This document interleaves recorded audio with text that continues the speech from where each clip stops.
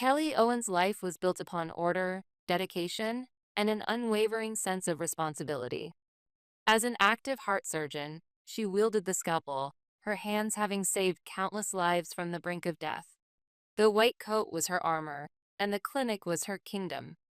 The neatly arranged medical instruments, the faint smell of disinfectant, and the rhythmically beeping machines all formed a predictable and logical world under her control. Yet, even in that perfectly controlled world, there was one unpredictable variable.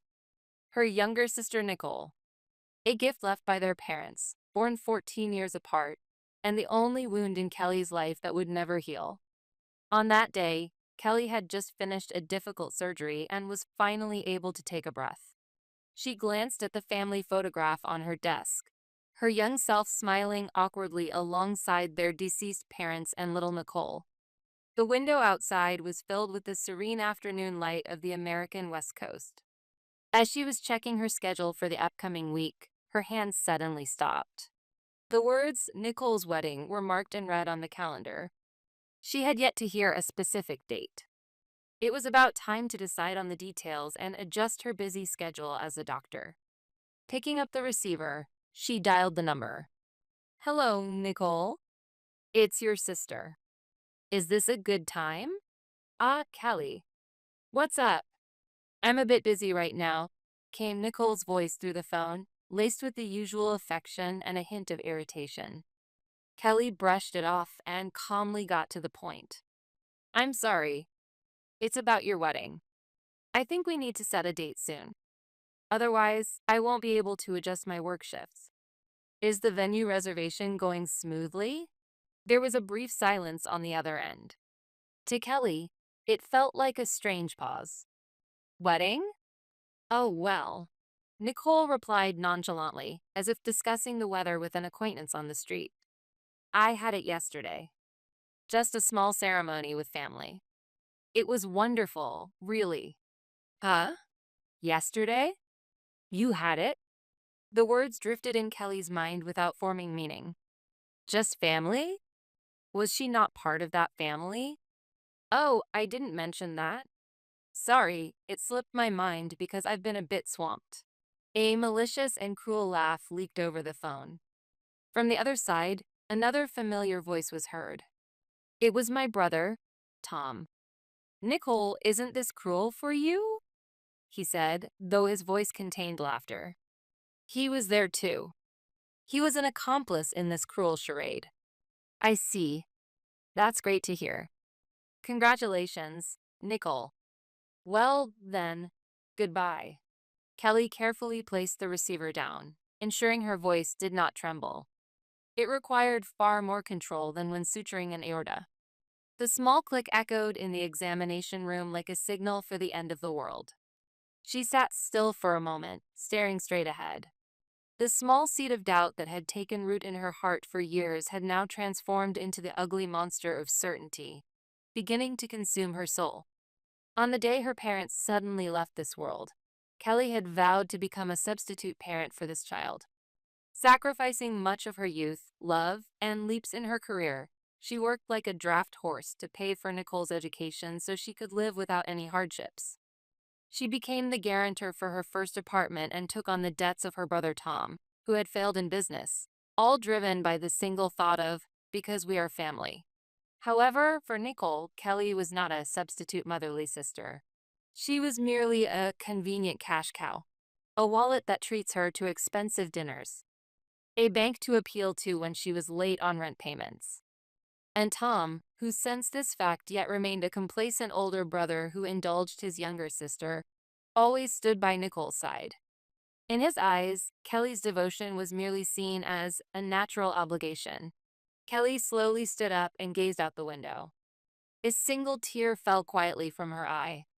But that tear quickly dried, and a cold, icy light began to dwell deep within her eyes. "I see. You say you never mentioned it." She returned to her desk and picked up a photo frame of her deceased parents. She whispered toward the photo in a barely audible voice. "Mom, Dad, I seem to have been wrong. I completely misunderstood how to show love. But it's ending now. From this moment today, she gently set down the photo frame and took out a notebook from the desk drawer. It contained all the records of the family's assets and contracts, her personal ledger, the rental guarantee for the apartment under Nicole's name, the co-guarantor for the loan set up as working capital for Tom's company. She methodically lists all of these with a cold gaze. The plan for revenge quickly takes shape. It is not the manifestation of emotional anger. Like a surgeon identifying a problematic area and constructing the optimal removal procedure, it is calm, precise, and devoid of any compassion. A complete plan. John? This is Kelly. I have an urgent request. She picks up the receiver and dials John, the skilled lawyer who has managed the Owen family's assets for many years. Yes, that's right. Regarding the Owen Family Trust Fund, I want to change the beneficiaries. No, initiate a complete freeze immediately. Her voice was cold and as strong as steel, unlike the person she was when speaking with Nicole earlier. Surgeon Kelly Owen is now commencing the most precise operation of her life. The purpose of this operation is not to save lives. It is to completely excise the tumor known as family that has infested her life like a parasite. John Miller immediately sensed the unusual tone in Kelly's voice. Having served as the legal advisor for the Owen family for over 20 years, he knew how calm and composed she was. When she used the word urgent, it carried its literal meaning. Kelly, what happened? It's not like you to sound this way. I'll explain the details later, John. For now, just follow my instructions. First, freeze the trust fund with Nicole Owen as the beneficiary immediately. Make sure not a single cent can be withdrawn. Next, regarding the commercial loan to Tom Owen, for which I am the co-guarantor, please contact the bank and proceed with the immediate release of my guarantee. Recheck the contract. There should be clauses that allow for release. John was astonished as he typed on his keyboard. Nicole and Tom, Kelly's younger brother and sister whom she had supported diligently over the years. Now she is intending to sever their lifelines herself. Understood. I'll get on it right away. What about your personal assets? What about the family card that Nicole is using? That too. I'll call the card company right away and have it suspended due to loss. I won't be requesting a reissue. And then, regarding the rental contract for the condominium where Nicole is living, please send a notification of termination of the guarantor contract via registered mail. She will not be allowed to renew it. Kelly's instructions were rapid fire, but there was no hesitation. It was as if she was accurately conveying the steps of a surgical procedure to her assistant, precise and to the point. John realized that her resolve was unwavering. Understood.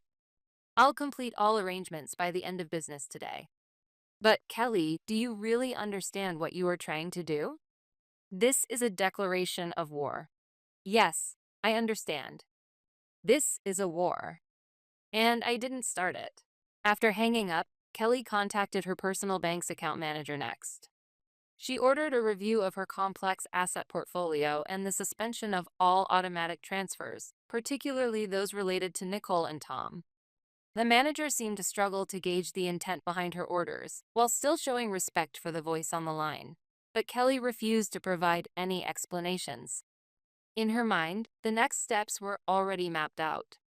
The economic blockade was merely the first phase. What Nicole feared the most was not poverty. It was the facade of the happy bride that she had built up being stripped away in front of the public. A few days later, a call came into Kelly's clinic. When the receptionist relayed the name of the caller through the intercom, she broke into a cold smile. Nicole's fiancé, Brian Simpson. A sincere and slightly old-fashioned, capable engineer from a software company. Kelly liked him, and she also knew that he was completely unaware of Nicole's true nature. Mr. Simpson, hello? This is Kelly. Congratulations on your sister's marriage the other day. Ah, Dr. Owen. Thank you. Actually, I wanted to discuss something regarding that.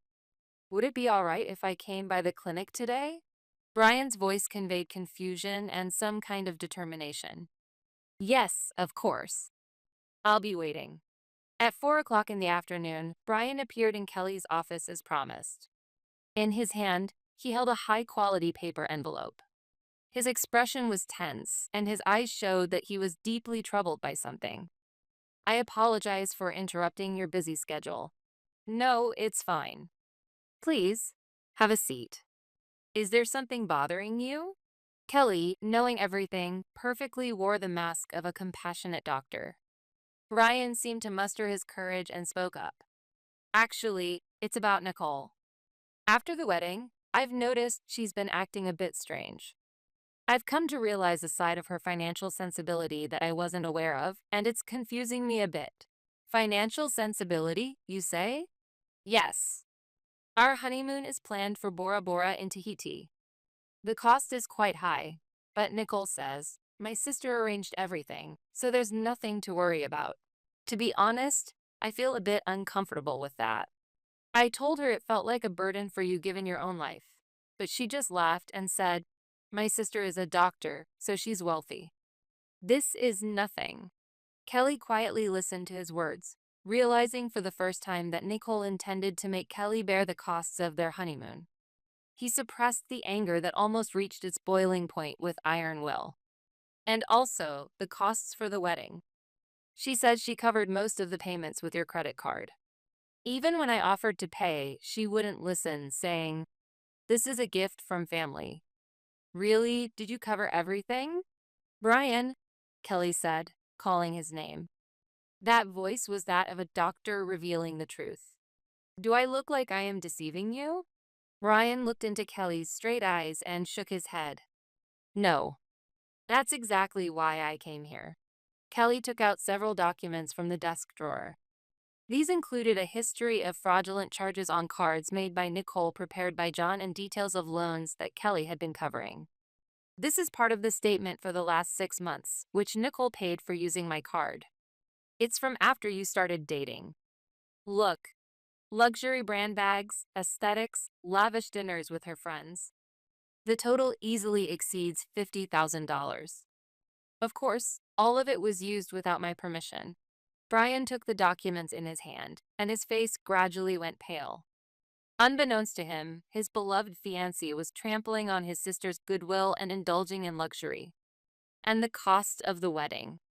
Venue deposits, dress costs, catering. All of them were paid for with my card. I only found out about it just the other day when she called to say that the wedding ended yesterday. No way. She told me that the teacher was too busy to attend the wedding, but sincerely congratulated us. I wasn't even invited. It was a decisive statement. Blood completely drained from Brian's face. It was the moment when everything he believed about Nicole was proven to be a lie. He sank onto the sofa as if struck, covering his face. What a thing. I knew nothing. I was completely deceived by her. I don't intend to blame you, Brian. You are a victim.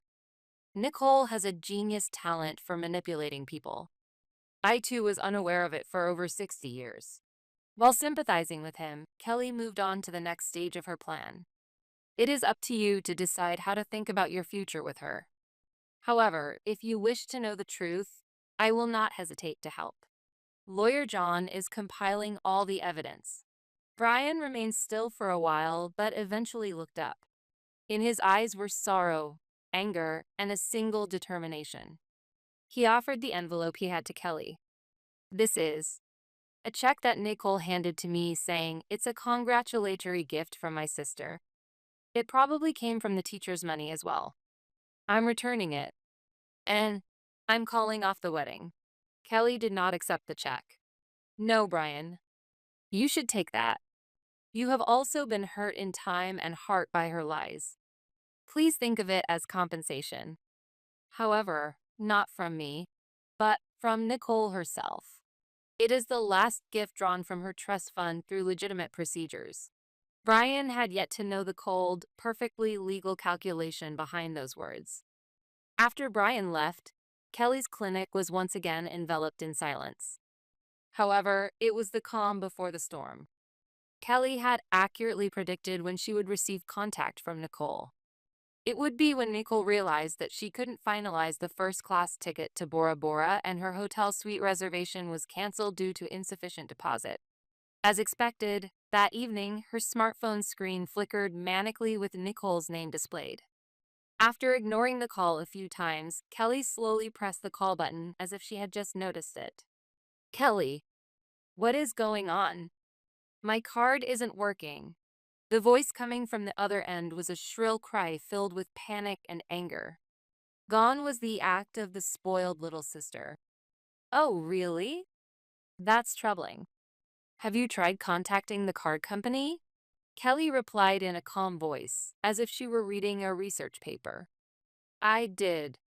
They said it was stopped because a loss report was filed. That was your doing, wasn't it? Why would you do something like this? It ruins our honeymoon. Our honeymoon, you say? Nicole, I wasn't invited to your wedding. Why would I have any obligation to pay for your honeymoon? What did you say? Moreover, that card is mine. If I think it's lost, it's only natural for me to stop it, right? Is there a problem with that? Nicole was momentarily at a loss for words at the logical and perfect counterargument. But soon, she launched into a hysterical retort. That's terrible. How cruel. You know how much I've been looking forward to this trip. You always do this. You think you're the only one who's right and look down on me. Just because you have money, you think you can do whatever you want. Speaking of money, Nicole, are you properly paying the rent for the apartment you live in?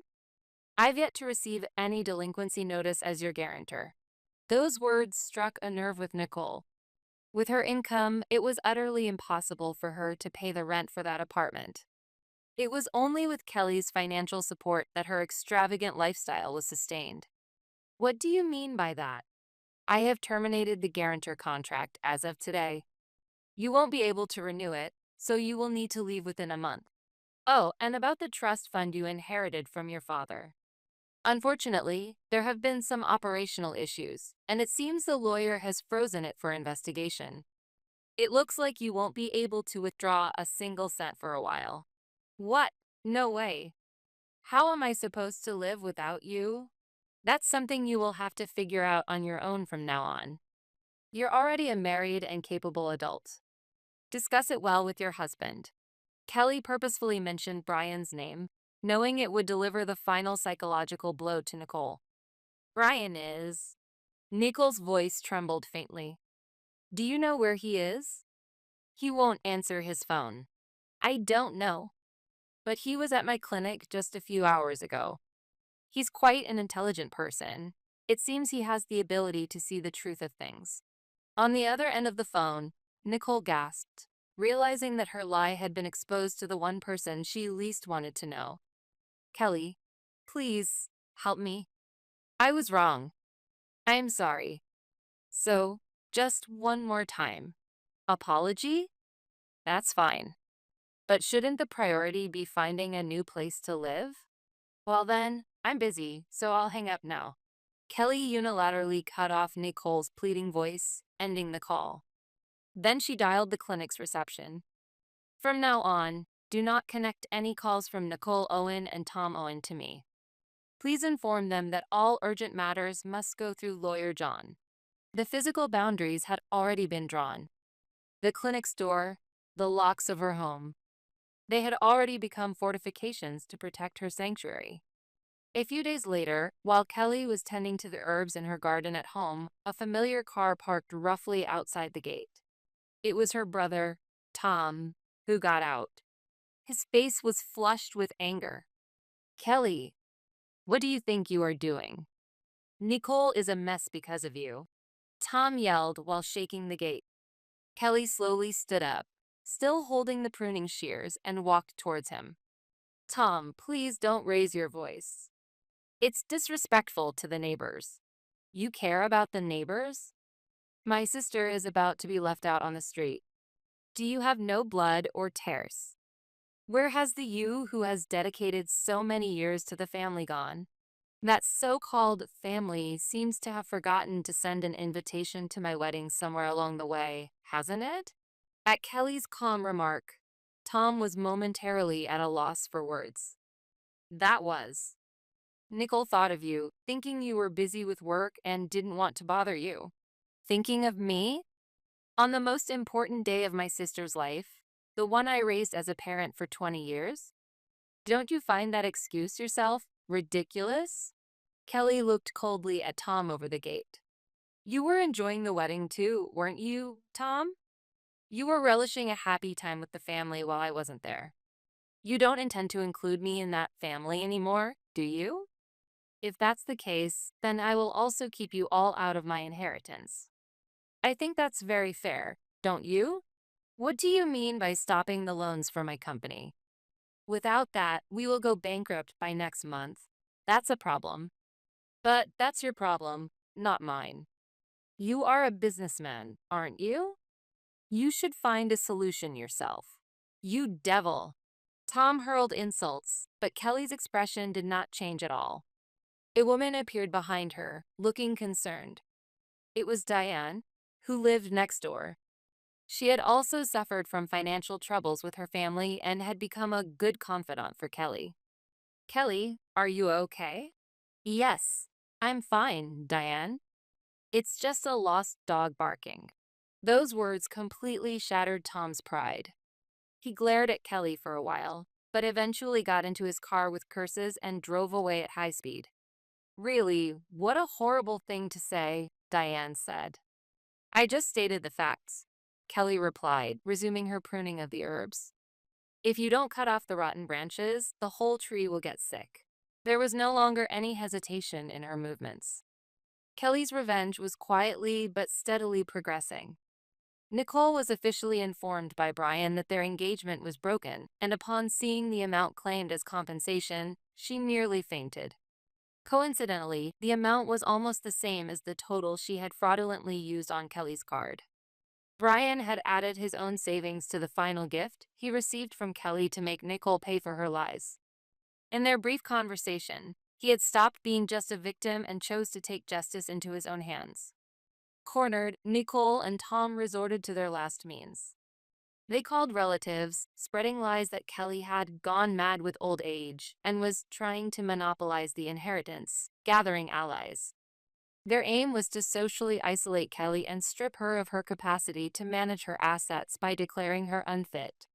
Some distant relatives, unaware of the circumstances, began to believe their story. This news quickly reached the ears of lawyer John. He immediately contacted Kelly. Kelly, they have started taking action. They are preparing to file with the family court to question your mental state and appoint a guardian. I see. Just as I expected. Kelly's voice was surprisingly calm. The measures are already in place. John, please send notification letters to all relevant parties. We will hold a briefing session on the asset situation of Kelly Owen and recent family relations. The location can be your law firm's conference room. The date and time will be Saturday at 2 p.m., 1 week from now. Of course, make sure Nicole and Tom attend, and send the notices via special delivery. A briefing session, you say? Kelly, isn't that dangerous? That would mean playing on their turf. No, John. This is my turf. Just as a surgeon proves the legitimacy of their surgery at a conference, I will demonstrate before all the family how correct and logical my decisions were. Do we have all the necessary materials? John sighed deeply on the phone and then answered firmly, as if agreeing to an important operation. Yes, it's all perfectly prepared, just as you instructed. On the day of the briefing, in the largest conference room of John's law office, several relatives of the Owen family gathered with tense expressions. On one side of the room sat Nicole and Tom, trying to draw sympathy from others with victim-like expressions. Kelly entered the room together with John, right on time. Thank you all for gathering here, she said, skipping pleasantries and getting straight to the main point. The reason I have called you today is to clarify the truth, as my brother and sister have been spreading false information that significantly tarnishes my honor. Her words caused a stir in the room.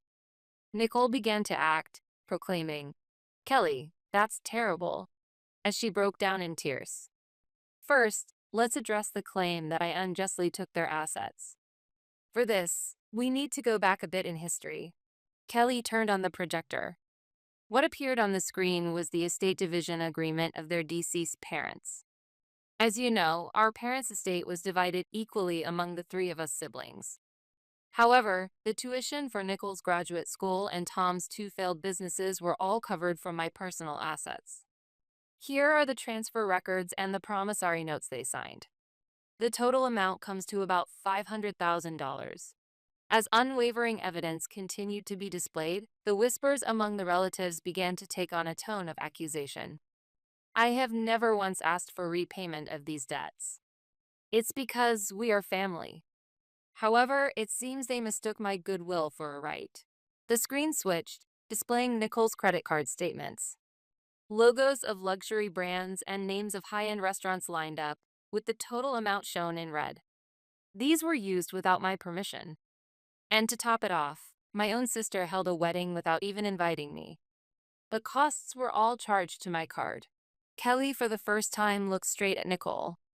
Nicole, you told our relatives that I wholeheartedly celebrated your marriage. Do you have a photo of me smiling next to you? If you do, please show it here today. Nicole's face turned completely white. She could no longer even cry. She had completely lost her escape route. Then Kelly struck the final blow. The conference room door opened, and Brian quietly walked in. Everyone, let me introduce you. This is Nichols' former fiancé, Brian Simpson. He also has something to share. Brian spoke calmly, sincerely recounting how he had been deceived by Nicole and how Kelly's honor had been tarnished. His words were irrefutable evidence. By the time the briefing came to an end, Nicole and Tom were exposed to the cold stares of their relatives and were completely isolated. Kelly's revenge, neither violent nor emotional, was perfectly accomplished through overwhelming truth. A week had passed since the judgment play known as the briefing. The air around Kelly resembled the calm and clear atmosphere after a storm had passed. One by one, her relatives contacted her with apologies and understanding. They too had been deceived for years by Nicole and Tom's clever lies. Kelly's world was regaining a healthy order as the false relationships were stripped away. She focused on her work at the clinic, enjoyed wine with Diane at night, and dedicated her weekends to gardening. It was the first peaceful time she had for herself in decades. One night, breaking that tranquility, the intercom at her home rang. On the monitor was the figure of Nicole, worn and unrecognizable. The high-end brand clothes lay hidden, replaced by a worn-out t-shirt and jeans. Her hair, once perfectly styled, was messily gathered, and her bare face appeared older than her years. Kelly silently observed this figure for a moment before quietly opening the front door. "What do you want?" Kelly's voice was as flat as a still lake. "Kelly," Nicole called out in a fragile voice. Her eyes held none of the former arrogance, only fear and confusion. "Please, let me go home." "Home? Your home shouldn't be here." Kelly intentionally confronted her with the words of the past.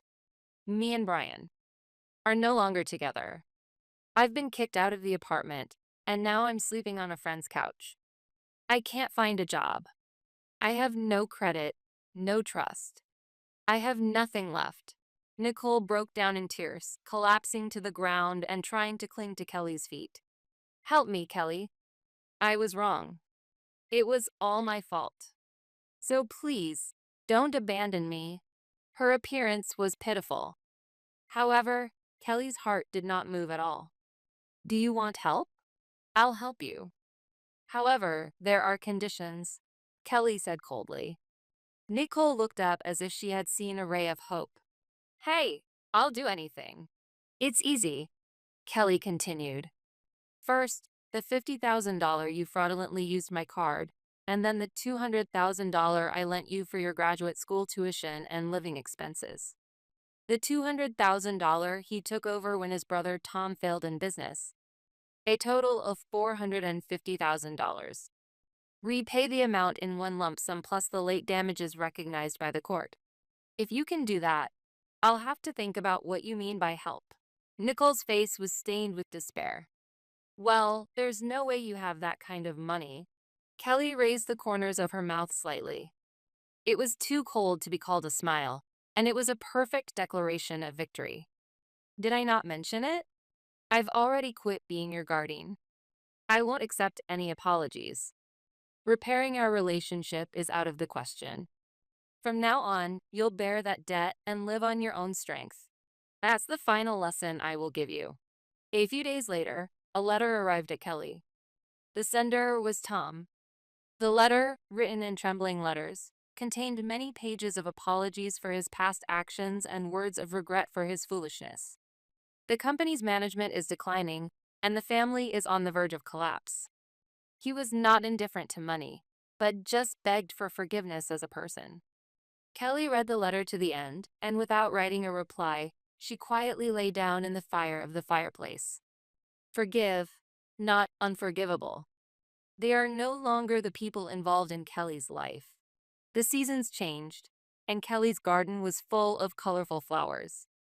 Although she retired from the front line of cardiac surgery, she supervised young doctors at a local clinic several times a week. He found new joy in using his experience and knowledge for those who really needed it. Diane and I were now best friends more than family, and we were planning to travel around the world together. Lawyer John established the Owen Memorial Foundation, a scholarship foundation for economically disadvantaged medical students based on the Frozen Trust Fund. This was the right way to use the money that Kelly's parents would have truly wanted. On a sunny afternoon, Kelly was going through the list of scholarship candidates in the foundation's office. She smiled as she read the pure and passionate motivation statement of one of the girls. At that moment, she caught sight of an old family photo that had been sitting in the corner of the desk. It featured a young version of herself, little Nicole, and their parents. Quietly, she took the photo in her hands and placed it deep in the drawer. This was not a severance from the past, but rather a ritual for accepting everything, overcoming it, and stepping into the future. Parasites had disappeared from her life. What remained were true friends, a peaceful daily life built by her own hands, and complete mental and financial freedom, unthreatened by anyone. In the soft light coming through the window, Kelly Owens smiled wholeheartedly. As a surgeon, she had always pursued perfect operations. And in the most difficult operation of all, that of life, she had magnificently saved her own soul. The siege was over, and she had won. The greatest victory was to genuinely remember that she was worth more than what she could offer, and to have the courage to live according to that truth. Kelly's new life was nothing less than that brilliant proof.